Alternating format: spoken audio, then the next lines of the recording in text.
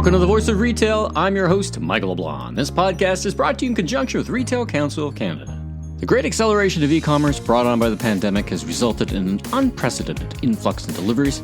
For Canada Post, every day of the last 18 months has felt like Christmas. In this episode of the Voice of Retail, I'm thrilled to chat with Canada Post Director of E-commerce, Steve Eggers. After debriefing on how the pandemic has brought challenges and opportunities for the Crown Corporation, we discuss consumer behavior, the scope of the company, building the capacity to handle the growth of parcels, and the upcoming holiday season. Tune in to our interview and don't miss Steve's key pointers for small and mid-sized retailers who will be relying on a smooth delivery to the doorstep this holiday season. You know, we all talk about omni-channel, but I think it was a true test over COVID. And it'll be, I think, a test this year and moving forward, you know, ensuring that that customer experience that you have in one channel is emulated, or, you know, there's that kind of clear... Connected, Connected, yeah, exactly. That clear connect between the various channels, and it's and a customer's experience of your brand is really tested. Let's listen in now. Steve, welcome to the Voice of Retail podcast. How are you doing this afternoon? Doing great, Michael. Well, it's great to have you on the podcast. I've been talking with Canada Post for most of my career in one way, shape, or another. So it's great to have you on. It's certainly interesting times for all of us. So thank you for making time in what I'm sure is a busy time for you and the team. So why don't we jump right in? First, tell us about yourself, who you are, your background, and your role at Canada Post. Yeah, I'm Director of Sales for Canada Post and major accounts and e-commerce. So really what my team manages is the relationship with some of our largest retailers in Canada. I'm kind of in a unique position nowadays that I've been with this company for 25 plus years. Wow, 25 years. It's impressive. Congratulations. Well, thank you. Yeah, I mean, it's been a fun journey in that I think, you know, because of the scope of the company, there's a lot of different careers you can have with it. But I've been predominantly supporting the larger e-commerce retailers through that time. So you can imagine there's been a lot of changes over those years. So. Mm-hmm. And whereabouts are you based? Are you Toronto or are you Ottawa based? Toronto. There's no one who's listening to this podcast anywhere on this kind of continent anyway that would know the name Canada Post. But like many things, you know, we may not understand the full scope and scale and, you know, facilities and the number of packages, since we're talking about packages, but that you deliver that. You know, it's some big numbers, but I think we lose track of it. So give us a 411, a refresher on the scope and scale at Canada Post. Sure. It's funny because this is kind of the cocktail party question sometimes I get asked. And it's funny because I think most people just they connect Canada Post generally with their letter carrier. You know, that's their first kind of connection. So, we're a big company. We're one of the biggest employers in Canada. So we have over 70,000, full-time and part-time employees. Give you a feel for, the amount of parcels we're delivering. We're probably delivering within every year over 6 billion pieces of mail, parcels, and messages. Wow. You know, 6 billion with a B. Billion with a B. Billion. So it's a big number. And what's kind of interesting too, I think, you know, we're talking with retailers and about retailers, is Canada Post also has a fairly extensive retail network on their own as well, or through partnerships. So we've got about 6,000 retail post offices across the country. So it's a big network. And, you know, one thing I would probably add as well, just to give you a sense, I believe we are the biggest fleet in the country. So we have just over 13,000 Canada Post vehicles on the street. So it's a big number. It's a big company and a big employer. Yeah, it's everything about Canada Post is big. Now, when we think about e-commerce, it used to be the case, and it still may be the case, that you accounted for something like 2/3 of all e-commerce package deliveries. Is that still the case? Do I have that right? Yeah, I'd say we were around 60%. That's probably a bit closer number. 60% of the market share of e-com. Right. And for those who, again, may not know, Canada Post is an arm's length Crown corporation, but your mandate is to be more than self-funding, really, right? Correct. I mean, you're there to in your various ways generate revenue that helps get you closer to net zero with all the various puts and takes, right? Yeah, you're right on. I mean, we obviously letter mail and parcel, or the letters that you get, bills, invoices, things like that. We do not do cross subsidizing. So we don't cross subsidize the letter mail with the parcels. We do have to be competitive within that e-commerce parcel space on our own. So yeah. Right on. All right. Well, let's go through a short history of time, so to speak. So, sure. 18 months ago, this thing popped up, and oh my goodness, in your world must have changed dramatically. Let's talk about it. Let's talk about what happened over the past 18 months, and let's talk about how you flexed and were able to keep up. I don't think anybody is able to keep up, so it's not exactly a fair question when you have a 70% overnight increase in volume. But take me through what happened over the past 18 months. Sure. And I think, like a lot of people, I mean, that those 18 months seem to have just flown by, I think, with just the fact that it is, anytime you have enormous change, it tends to make time just fly. But we saw, obviously, like a lot of retailers, we're not unique in this. I think anyone who has any type of supply chain, when COVID hit, it was a dramatic change to the market, not just in Canada, but obviously globally too. So I think the big shift is we saw online shopping accelerate at such a quick pace. We were essentially delivering what would be Christmas or holiday peak season in March of 2020. It was Christmas every day for you guys, right? It was Christmas every day, which it sounds like a dream if you're looking to get into business and e-commerce, but it's almost too much of a dream. Yeah. We saw even when we look at May through to September of 2020. We saw 36% growth year over year monthly. So it just continued to grow and grow. And what's kind of interesting too is I think a lot of people, when they associate e-commerce, are thinking, okay, the major retail players, but smaller businesses, we saw 50% growth with them. So it's coming from all sides. So it was that dynamic where in many provinces they were closed. They had no option, right? Even if you were, so to speak, an unwilling e-commerce operator, some small businesses are, because I think they feel it loses what makes them special. You needed to suddenly, whether you wanted to or not, you needed to become an e-commerce retailer as a small business, right? You did, which is, I think, we were talking earlier about innovation. I think for small businesses, you're seeing a lot of great innovation. There's great opportunities with them being kind of nimble to kind of adapt, but it definitely was trial by fire. And we're seeing 2021 in a similar view that it's certainly not going away. It's that growth's continuing. Well, that's a good segue. Let's talk about holiday 2021. In the before time, you and I would have been talking about peak. I think last year it was called super peak. I've run out of adjectives. Maybe you guys have created some in the marketing team, your marketing folks, super duper peak or something. But, as we saw e-commerce numbers and talking to retailers over the summer, the numbers ebbed off just because, as stores opened, e-commerce sales ebbed off. But what I most commonly heard was that the waterline went up significantly. It didn't recede, but the pace kind of became a little more normalized. Like e-commerce is always growing. In the before time, it's 2019, it grew like 16%.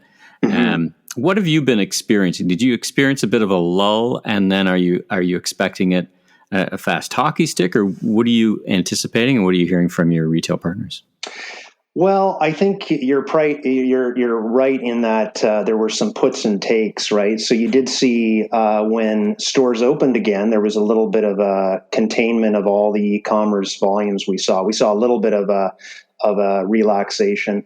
But the flip side to this is, you also take a look at consumers that maybe historically, and it's hard to believe, weren't doing a lot of online purchases. We saw those folks being forced to adopt e-commerce, and I think what happens when you get that is people get used to a certain experience and they see some benefits in doing it. It's really the secret sauce is so you have stores opening. So I do think there'll be some obviously consumers that are looking to kind of get out there and Sure. go through those channels. But at the same token, you're also going to have a brand new group of consumers that have become a lot more comfortable buying online because of the pandemic. So we're anticipating, at least from our perspective, a similar growth that we saw last year. So just with the ebb and flow of those two factors. Wait a minute. Similar growth in 2021 as 2020. So 2020, I think StatsCan would tell us like 70% growth. But we're not going to see 70% year over year from 2020 and 2021. Or you think there's going to be that kind of growth even in this peak? We will see less than last year. You're fair in saying that. I think what we're looking at it is more from a year, a full year perspective, because the first 3 months would have been kind of pre-pandemic. So there is some stabilization, but certainly what we're not going to see is that kind of reverse trend back to just 19%, et cetera. So.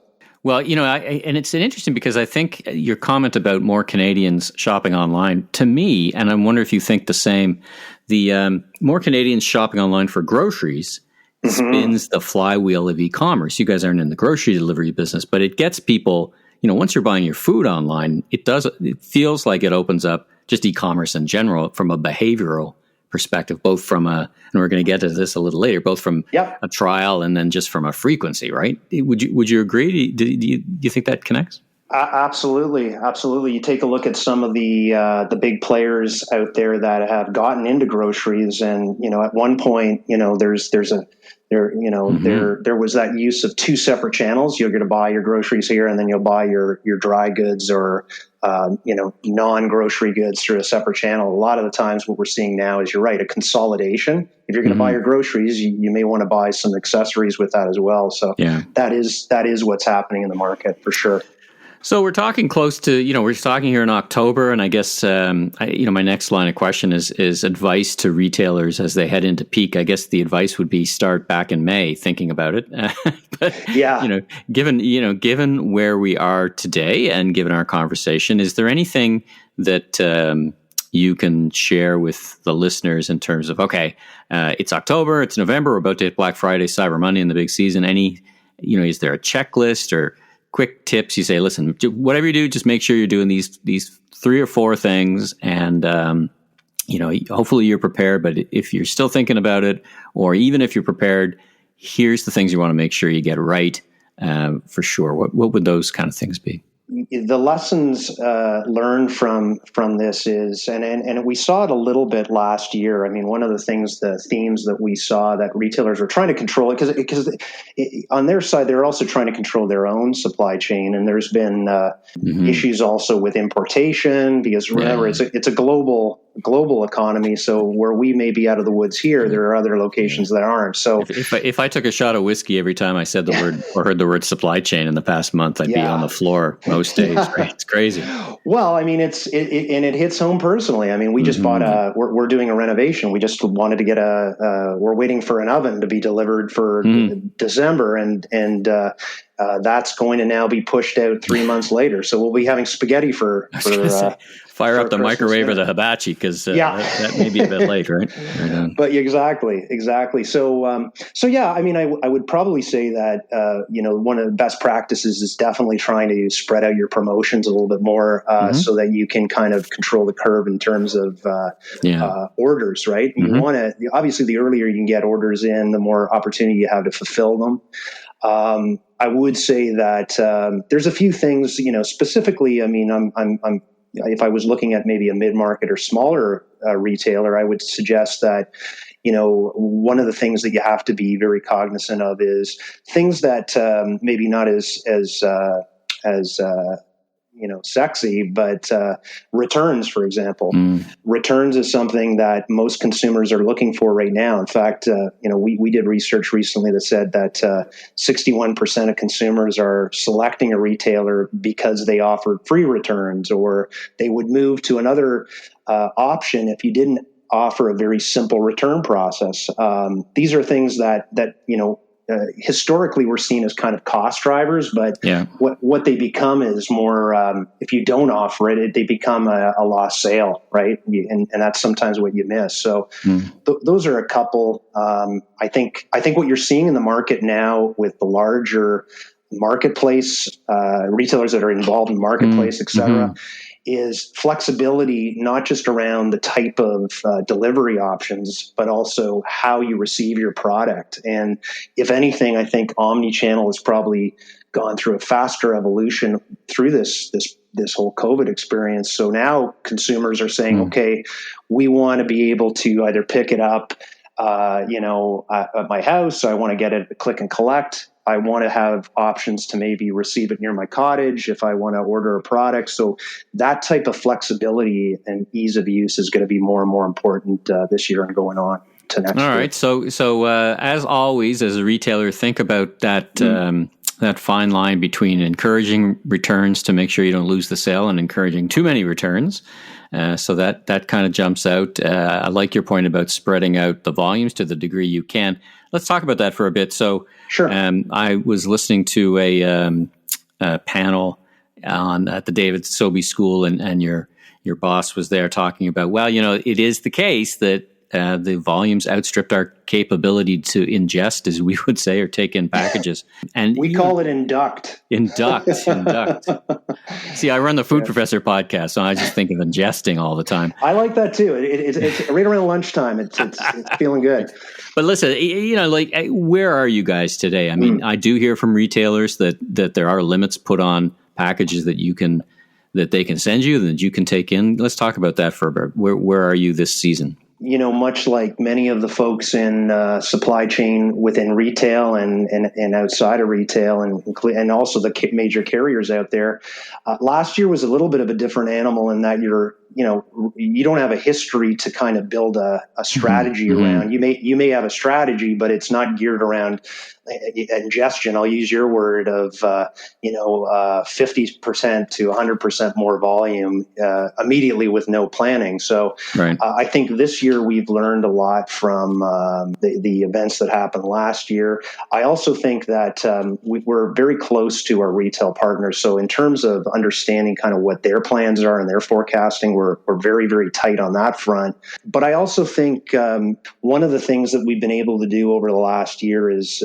there was a lot of investment around automation that came into fruition in the beginning of 2021, which will set us up nicely, I think, at the end of this year, in terms of automation. Because I think you were referring to the bottleneck. That's a big issue, is that you have one plant that you're trying to also be very cognizant of the safety of your own employees, right? Yeah. So, and none of these plants were really designed to have 6 feet.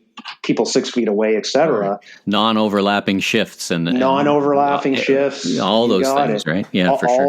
All those things. Whereas what a few things that we're doing, just a couple of kind of notes. One is that we've put in a lot more automation in our major plants, particularly in Montreal, which is a big hub for us. Where now we have a automated sorter that's able to process parcels almost at 50% more. So we have some of that. And also at the end of, where we're going, this is more future state, but at the end of 2022, in the last quarter, we're opening up a big processing plant in Scarborough, which will, it'll double our capacity in the GTA, which is a big relief, because most of the parcels that come in from retailers today are going through our Gateway facility, which is an older plant. So so that'll help, and we're confident that that's going to give us a bunch of new capacity. And I think the spin-off on this thing, which is kind of key to our company, is also it'll be a net zero carbon design plant. So there's some benefit there too. So. Yeah, for sure. So, well, let's stay on that. I was going to talk about that towards the end of the podcast, but since we're talking about it now, how the fact that e-commerce is growing was not new pre-COVID, right? It was already growing. It probably was already outpacing the capacity of many supply chains, including yours, to handle the volume, even at 17% growth. So, what plans are in place beyond Scarborough? Because we know this isn't stopping. We know e-commerce is growing. Pick a number. but it's not going to go backwards, and it's going to continue to increase. So beyond Scarborough, which is great news. Yeah. Is there a long-term investment plan that was already in place in the before time? These things don't happen overnight. Can you give us some level of confidence that 3 to 5 years from today, you'll be like, yes, can you send us more? We can handle more than you can send us. Please send it along, and we'll take care of it. So how are you guys thinking about it from a big picture perspective? There's a whole slew of different things that, I think you're absolutely right. I mean, this long-term planning around for the company didn't arrive with COVID. It's just, some of the realities kind of hit faster. But I think the key for us is, number one, is that the plant in GTA is important in that, right now about 60% of the volumes that we get that go across the country come into the GTA. So it's a big chunk of business. But outside of that, I think the real focus for our company is also on automation, trying to ensure that we are, the area of the business that I think we're probably the most effective at delivering is smaller parcels. Mm-hmm. And so we've invested in a number of packet sorters, which is packets being kind of smaller parcels, which will able to kind of speed up the process by 50% outside of those plants. Because most of the bottleneck that we experience, Michael, is within the plants themselves. So if we can get with this kind of investment, and we have a little bit less of kind of hands on the product and more machines pushing the products through, we'll have a better delivery experience for sure. That's the focus. Outside of that, I think it's also focused on how can we be more effective of delivery within major urban centers, because that's where most of the folks are buying, suburban and urban. Most of the deliveries, right? I mean, just by percentage of population, right? You got it. And I think part of it for us is also trying to leverage the economies of scale that we have, because I think our biggest asset is that we still are delivering not just parcels, but we're delivering direct mail, et cetera. So there's some advantages if we can consolidate that volume. Right. So there's lots of work being done on that as well to ensure that we have adequate capacity. Well, and I imagine post and delivery services around the world are having these same discussions, right? So I'm sure it's an interesting time for your purchasing people as well. Like, we need an automated machine. Yeah, you and everybody else around the world. So I continue to, when I speak to the media, I continue to remind them this is a global phenomenon. It's not just happening in Canada or North America, and many of these things. And this is what's causing, I think, a bit of the changes. Well, let's transition a little bit over to consumers. You guys have always done fantastic research. Helping retailers understand consumer behaviors and what they're thinking and what they're doing, and profiling and segmentation and all that stuff around e-commerce and direct to consumer. I wanted to frame it in kind of trying to figure out what you see in the data that is not just a temporary adjustment to unusual circumstances, but a permanent structural, so to speak, change in consumer behavior. Can you shed some light on that from any research you might have handy? I think the biggest one is the adoption rate. I'll kind of preface it this way: with COVID, you have, we had about 85% of the country that were shopping online, but there was a fraction of the country. It's hard to believe, but there's a group that weren't buying as much online. What COVID has done, as I mentioned before, is kind of force people to at least get used to that experience. And one of the things that we've seen is we call them in the research, we call shoppers that make over 25 plus purchases online a year hyper shoppers. And that's probably a lot of people. I think I made 25 purchases last month alone. I think we have a new category actually, and I'm not being facetious, but I think it's I can't remember the name of it, but it's ultra hyper shopper, which is beyond that. But bottom line is podcast host, perhaps maybe podcast host. Yeah, I think your name is actually assigned to it. but yeah, so I think what you're seeing is the movement from somebody who orders maybe one or two parcels online now and quickly kind of moves into that more hyper type of shopper that shift and that transition is much faster. So you're going to see more people that are more experienced in buying online, and what that comes with is also a demand for certain types of attributes by the retailer, and also the potential to have more brand loyalty, because these folks that do shop more online also, if you do the right things, will be loyal to you. So that's one thing that I think will just continue to increase. I think one of the things that we're starting to see more of that'll become, I think it'll evolve into a different type of platform, but things like shoppers listening to other shoppers. There's a lot more of that, as you can imagine, either through social media, but also just directly online. I mean, we know that 41% of folks are getting their decision, or at least being influenced by these kind of online reviews to make their own decisions. So if you're not doing it, and it's amazing, because there's a lot of still some even bigger retailers that aren't doing it. Mm-hmm. This is something that should be part of the strategy. There's a themes that are happening more and more. You're seeing marketplaces expanding. There's going to be some winners and some losers, I think, in that too, because everybody now is getting into the marketplace space. Which is like marketplace is tricky. Marketplace is tricky, right? Because it does put that customer experience one big step away from you. It does, and I guess it actually puts more. Puts a lot of responsibility onto a lot of small mid-sized companies, right, to ship direct to your customer. It's interesting, right? As that component grows, I mean, it allows you to expand your assortment dramatically in your offerings, but you do have to be cautious around it, right? You do, and I think that even how that channel evolves. I mean, you've seen such a shift from folks getting into this, and some are successful and some aren't. And I think what will be interesting is to see where it nets out. But that's still going to be a big thing. And I think what COVID also, one other thing I would probably mention that COVID has brought out is that, we all talk about omni-channel, but I think it was a true test over COVID. And it'll be, I think, a test this year and moving forward, ensuring that customer experience that you have in one channel is emulated, or, there's that kind of clear connected.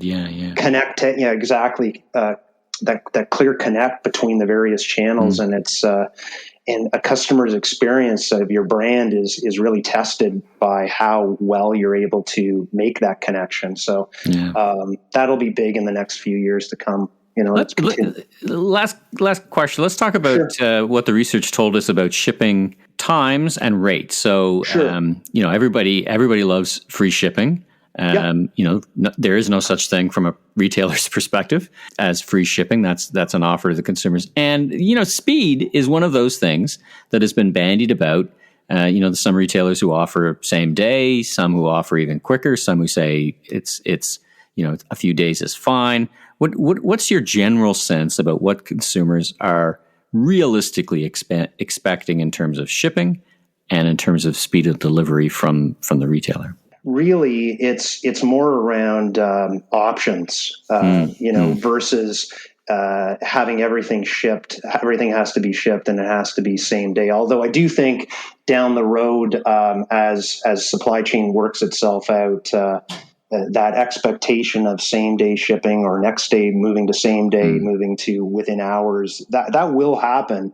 But I think right now where we are in the evolution is just being able to provide shipping options and flexible options, so the consumer doesn't have to be dictated on how and when they'll receive a product. Right. And I think that goes hand in hand with also giving the consumer options of where they want their product to be received, right? So it's what channel do they want it to be received, that you need to have, you need to give the consumer that choice, because that's where things are moving. So it's speed, and it's also, I think, options and transparency.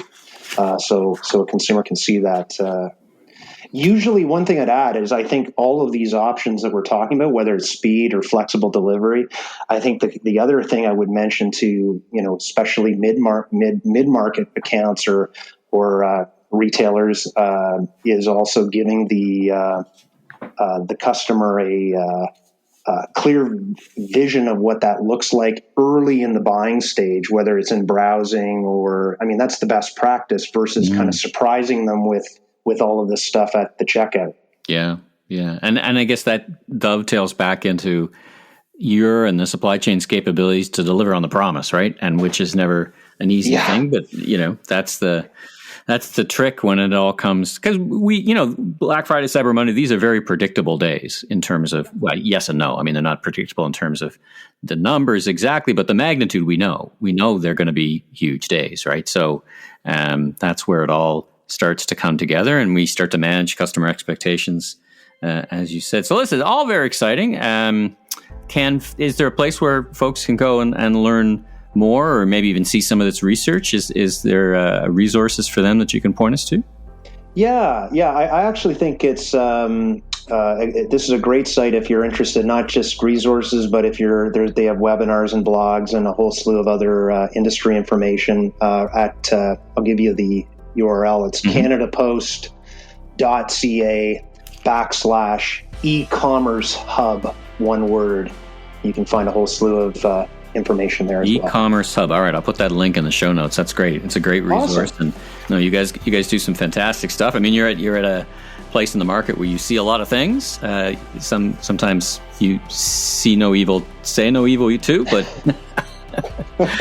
well, it's I will say, I mean, over the 25 years I've been at the company, one of the advantages I've had is you get that kind of visual on various businesses, and it's like mini it's real education in what's happening in the retail market, and like you said, there's changes is the one thing that's constant. So well, you guys aren't pulling data from surveys of 1,000 people. You're delivering 1 billion packages, so I think you got a pretty good handle on what's happening.